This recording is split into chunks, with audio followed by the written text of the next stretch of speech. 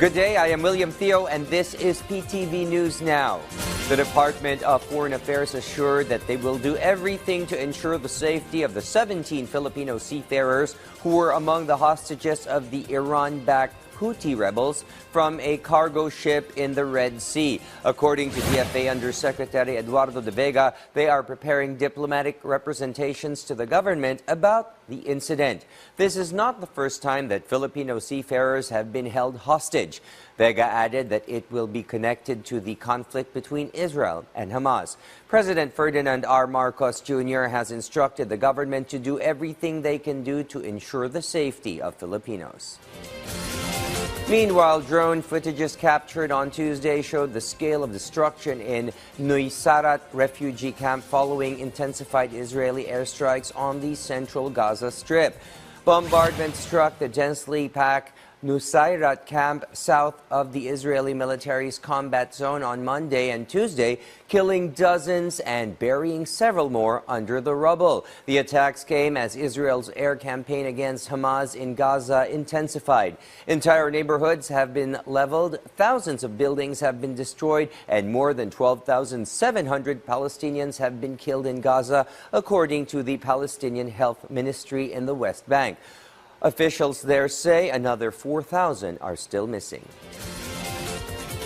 U.S. President Joe Biden highlighted his administration's efforts to halt the flow of fentanyl, land and ingredients used to produce the deadly drug. Following deals with leaders of China and Mexico last week, VOA's Patsy Widakuswara has a report.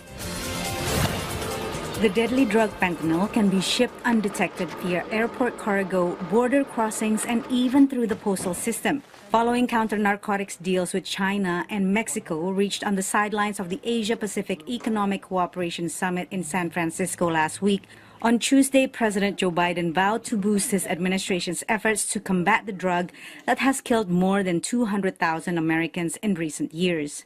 This challenge also has roots outside our borders. Outside the borders of the United States. It's a global challenge that demands global action. Fentanyl is mass-produced in Mexico using precursor chemicals largely from China and trafficked via cartels into the U.S.